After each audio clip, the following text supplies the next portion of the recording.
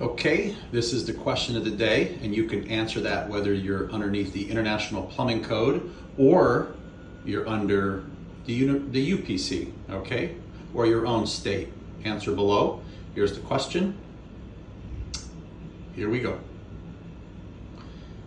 Is this water heater that has a circulation pump and other devices, is this required to have thermal expansion control?